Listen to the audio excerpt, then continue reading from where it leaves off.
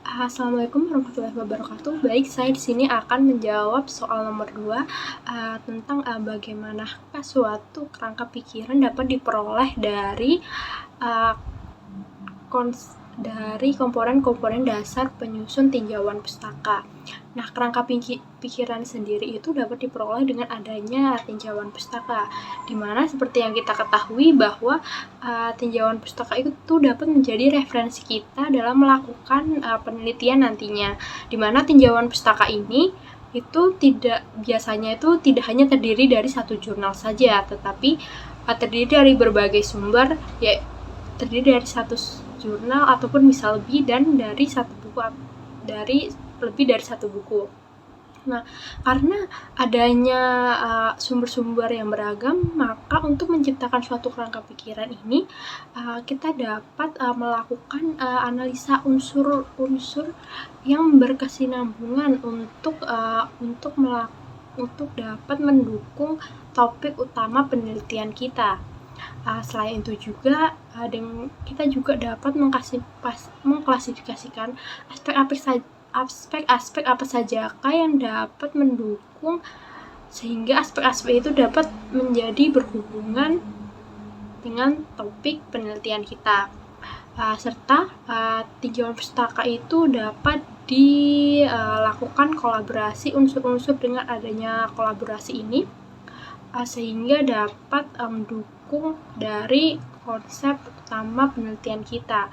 Kita juga dapat melakukan parameter dan indikator-indikator apa sajakah yang dapat mengkonstruksi dengan adanya landasan teori tersebut yang berhubungan. Inilah yang dapat menciptakan adanya suatu kerangka pikiran yang baik.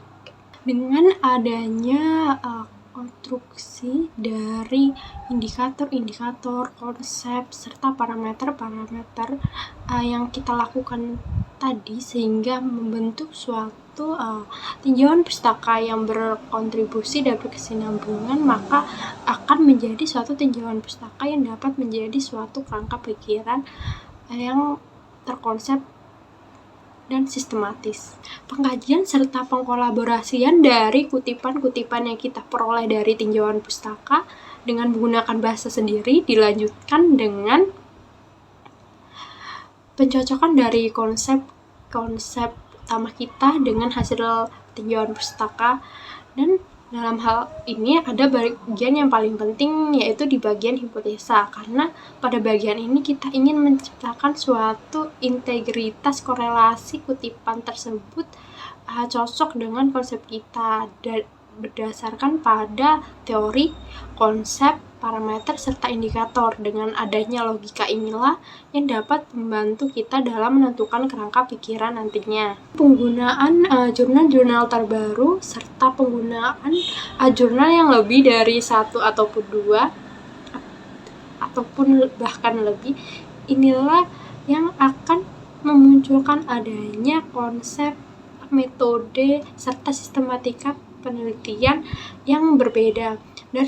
Dari analisa tersebut kita mencari kesenjangan, sehingga nantinya akan tercipta suatu kerangka pikiran yang lebih terbaru karena kita membandingkan metode yang sebelumnya dengan metode yang ada.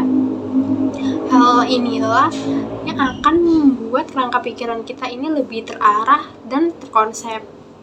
Kerangka pikiran yang kita buat itu harus memiliki hubungan antara faktor terikat, disusun secara rasional, memiliki hubungan antara faktor utama, serta kita mencari faktor-faktor empiris dan mencari fakta-fakta terkait dengan hipotesis. Contohnya saja, misalnya kita ingin meneliti tentang resistensi antibiotik.